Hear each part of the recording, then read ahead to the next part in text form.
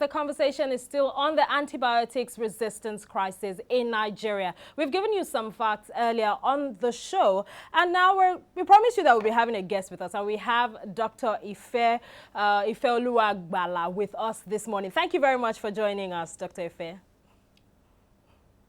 Thank you very much. It's a pleasure to be here. All right, so let me just quickly introduce Dr. Ife to all of us in the house. Now, Dr. Ife is currently a postdoctoral researcher at the Tumor Virology Lab, International Center for Genetic Engineering and Biotechnology, Trieste, Italy. Now, I'll be giving you maybe a breakdown later of other things she has accomplished, because she's definitely, this is just for you to know that she has the capability of discussing this with us and sharing her experience so that we would understand how this, this crisis is affecting us, not just as Nigerians, but also around the world. Now, the first question this morning: most patients see antibiotics as a miracle medication. Can you educate us on what antibiotics are primarily used for? Miracle medication indeed. Well, antibiotics, if you're going to say technically in our field, you would want to be specific to drugs or medicines that are used in the management of bacterial infections. Okay. But when you come to the streets, antibiotics is for every drug and just any drug that you use in the management of microbial infections. So bacteria, we know them as germs. So when you hear in the streets, in the market here, staphylococcus, gonococcus, all those things, the common words you hear around, yeah, those are bacterial infections and microbial infections in general. So technically speaking, antibiotics are used.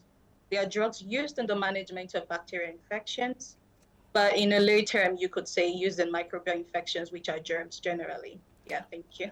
All right, thank you for that definition. Now, when we first came across this topic, antibiotics resistance crisis, given how you've succinctly described what an antibiotics technically is, it was kind of a surprise to me. I'll speak for myself, because I never really, thought about, an antibiotics resistant crisis until we actually did some research into this topic, and we discovered that actually this is a thing that people are going through. So, what is antibiotics resistance, and why is it considered a crisis today? Thank you for that. It's so unfortunate that we have a silent pandemic and we don't even know it. Antibiotic resistance is a silent pandemic. In less than 20 years from now, it's going to be responsible for over 10 million deaths globally. Wow. And all of that, out of this proportion, you expect close to 50% of it to come from Africa. So wow. People are focusing on SARS-CoV-2, HIV, all the big names, but even the ones that is silently killing people, we do not look at. So antibiotic resistance is a situation whereby infections that are previously treatable are becoming more difficult to treat or even impossible to treat. And this results from situations where people have misused antibiotics and the germs are now so used to them that, poison now feels like candy to them. So you give them antibiotics, they get fatter, they get more robust instead of dying. And it's because people consume antibiotics everywhere. Wow. We use it for livestock production. We use it for every and anything. Take Nigeria for example. Somebody complain, oh, I've been in the market all day. I have back pain. I have some itch around. Go and get me Ampiclox, and we know those general combos. You just go to a chemist and you get the combo and you use it. So all of the situations has led up to this point whereby the infections that are usually easy to treat, easy to manage, are becoming very, very, very difficult to treat. And that is what antimicrobial resistance is. And it is a silent pandemic, honestly. It is.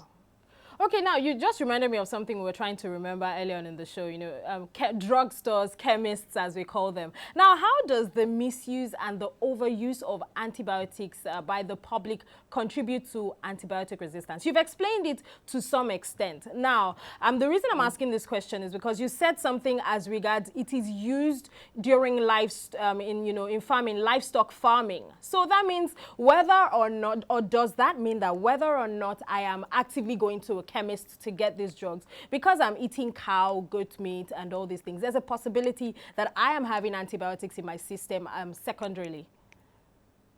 Well, secondarily, there is quite a good amount of antibiotics residue, depending on the kind of farming that was done. These days, people want to invest little and have maximal yield. So when you're doing livestock production, people don't really, it's a game of how much I can produce to a game of what should be the right procedure to expose these animals to. So you want to, sorry, I will use the Yoruba word, "Gbogbo awogba." So you want one thing, you want the drug that will kill 1,000 things in the birds, and the birds are so, big and fleshy and everything. So most times in livestock production, there is a very huge chance of having antibiotic residue being consumed through the meat. That is one thing. Another thing is when you have, mismanagement in disposal of animal waste into the environment. Some of their waste carry pathogens that are antibiotic resistant. So the more you deposit this and you innocently pick up this dongs and you use them for manure farming for your vegetables, you unknowingly even transfer resistant pathogens on leafy vegetables. And because you want to cook them and retain the vitamins, you consume them. So it's a full circle. It's a full circle. And that is why we have this thing called One Health, that you cannot look at antibiotic resistance in just humans. It goes into animals, it goes into the environment. So our use and misuse of antibiotics at different sectors all come together to affect us. So whether you do not intentionally walk into a store, you still end up picking up antibiotic residues. Wow. All right. Now you gave some very staggering numbers, regarding the projection of death, that are going to result as a result of antibiotics resistance. And the numbers you gave, 10 million deaths in the next 20 years. Please correct me if I'm wrong when it comes to that. Now you also said 50% of that will be coming from Africa. Now, one thing that we've spoken about on the show is, for instance, the Nigerian culture of not getting proper diagnosis from a doctor, when a person is feeling some type of way, instead of going to a doctor to get a proper medical checkup, they go straight to a pharmacy, and then the pharmacist, would just combine some antibiotics or some medication and then would give it to them, for whatever is bothering them. Now, how do healthcare professionals aid and abet antibiotics misuse and overuse? And is this a cultural pandemic that we need to solve in order to actually curb the antibiotics, the projected death that you have actually, stated on the show this morning?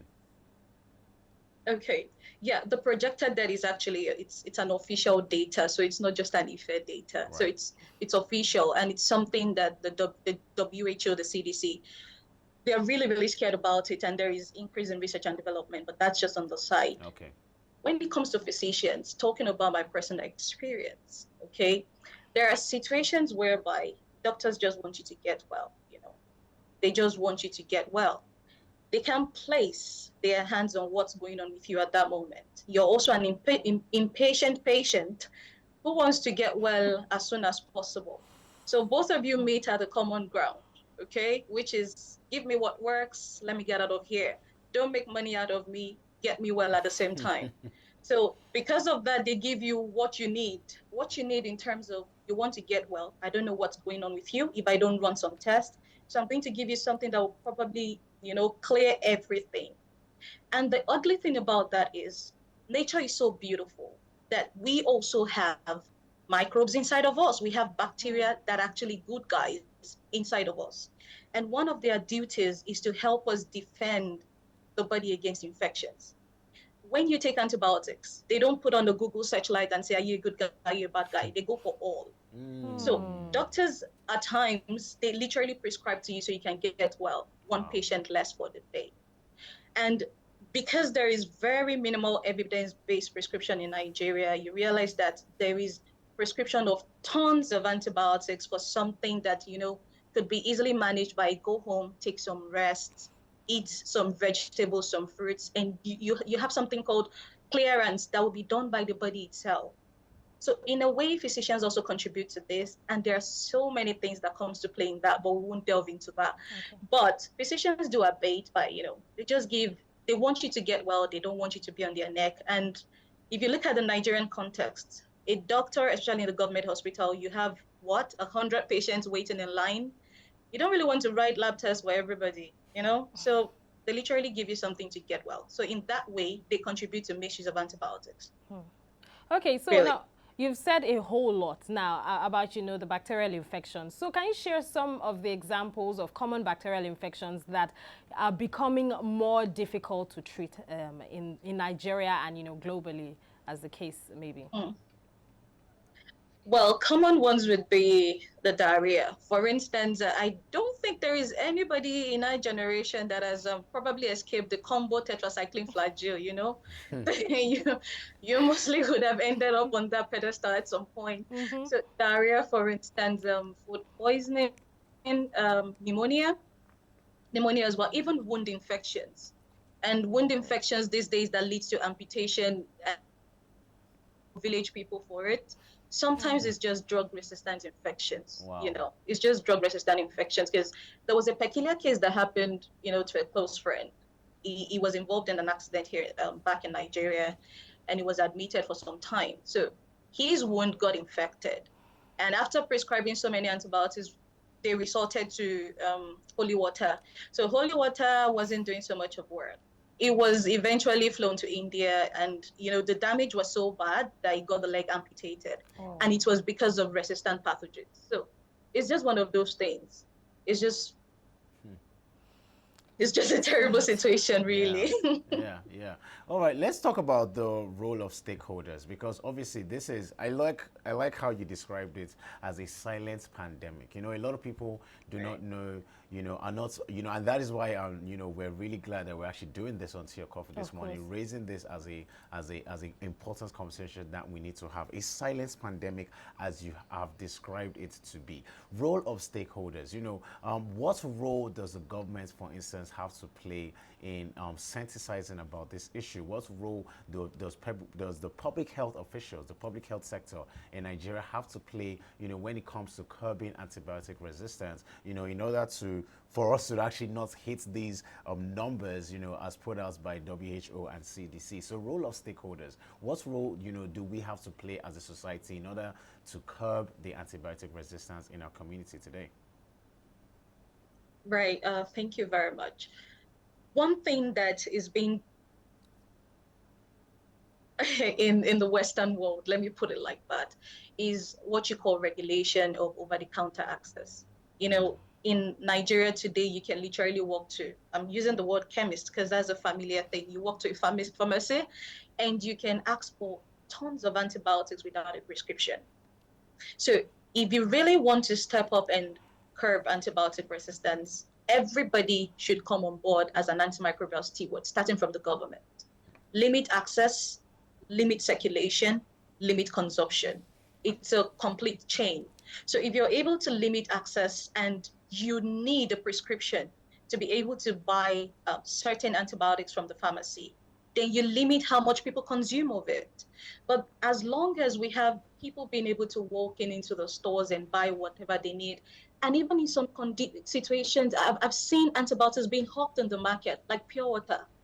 That is the height of it. So if you don't have regulatory bodies that are very intentional, emphasis on intentional, about working in line with limiting access to antibiotics, taking them away from general over-the-counter, then we'll just be in this mess for a really long time. So the government should really, step in. It's going to be really hard to implement, but it is achievable. Limit access of people to antibiotics, and we can really, really do a whole lot from there. That's from the government. All right. From the physicians, yeah. Okay, no, quickly, yes, you could tell us, from the government perspective, so you can actually share from the physician's perspective. And, while you do that, please also help us advise Nigerians, people, on how to use antibiotics and ensure, they take it based off of prescription from a doctor. Okay, from the physician's perspective, I think it would be very good if we follow.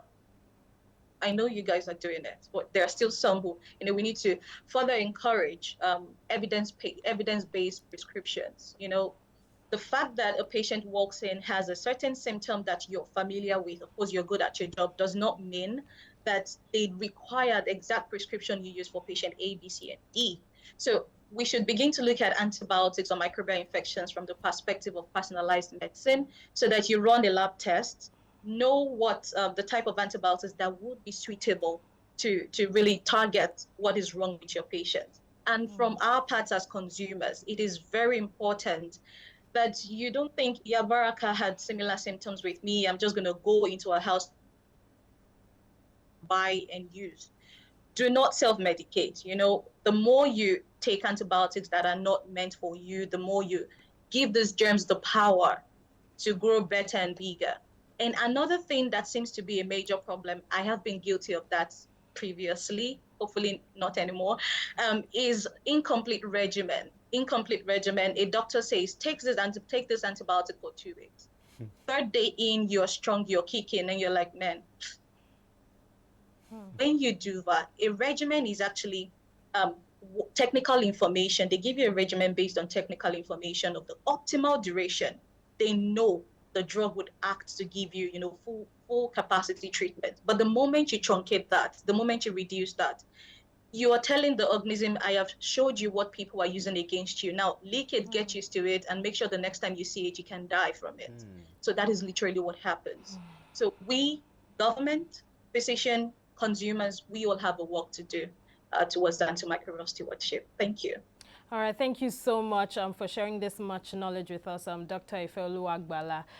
Yes, a translational research enthusiast who is, interested in seeing a transformed and, sustainable world, Nigeria and, the whole world at large. And of course, she holds a PhD in molecular biology and biotechnology from Pan Atlantic University. Thank you so much for being our guest here. I hope you'd share your views with us also, going forward. But I think before you go, Ade has one more question for you quickly. All right, so we actually carried out a survey, asking people, people responded to the question, have you ever used antibiotics and what did you use it for? So very quickly, I'm just going to give you these comments and I'll ask for your response to it. So IK from Ogun State is saying, this is a great question. The growing rate of antibiotics resistance is quite alarming these days. It is sobering to see how the intake of antibiotics is much higher than you would prescribe a patient. I am a medical student and I'm wary of the risk posed by over-prescribing antibiotics and how patients take them incorrectly. Speaking from experience, some doctors unnecessarily prescribe an antibiotic just in case and in order to save the patient the potential hassle of another appointment. I know we've spoken briefly about, you've spoken about the role of physicians, but one thing that I'm seeing highlighted in these comments is the role of physicians and the worry of the medical students. What is your response to this comment? Okay, I scratched on that briefly intentionally. Yeah. Okay, so I think the person really highlighted it. I don't want to have another appointment with this patient, so I'm just going to give you something that probably kills everything, and if you stay alive, it doesn't kill you. Well, good, but evidence-based prescription is very minimal in not just towards antibiotic resistance, but in a whole lot of things. I've had doctors prepare me for surgery by just pressing back and diagnosing appendicitis. It's a crazy situation. But in this case, it's something that still works from the aspect of regulation, because if the medical board can look into standard practices among doctors, that is one bit. Because the moment you even give the prescription to the patient, it's no longer the fault of the patient. It comes from the physician's perspective. But because the physicians, like I would say, you have 50 patients waiting for you that you have to respond to. You don't want somebody who comes a recurrent appointment just to manage this. They literally just give you something and discard you. That is not going to help anybody. So it still goes back to the part of regulation, maintaining standard practices. We can only begin to appeal that the medical board regulatory bodies look into prescription rates. Let's have a database, a survey. What is the amount of prescription of antibiotics that went out this month from so units? So what were the cases that were being managed? What is the correlation? This is what other countries are doing by being intentional about data survey, data management, tracking what goes out versus what is the diagnosis. Then you find a balance. You of course you do realize that some doctors they can't figure it out at that moment, but rather than having you to do like tons of tests, they literally just give you empirical treatment. So we should really reduce how much of empirical treatment and go into evidence-based treatment. And I think that will save a whole lot of things. And regulatory bodies need to step in as well. All right, thank you so much. Yeah, that would be my comment. Yeah. You opened my Thank you eyes. I'm very like, much. my mind Really? is just going through a lot of things Really? on accountability, best Yeah. practices. Thank you so much, Dr. Ifeoluwa Gbala, for being our guest today.